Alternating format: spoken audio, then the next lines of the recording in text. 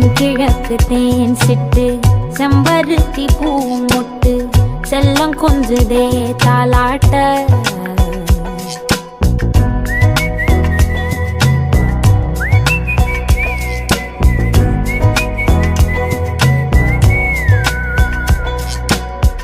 எத்தனையோ காலம் வாராத வானவில் வந்தது போலி பேச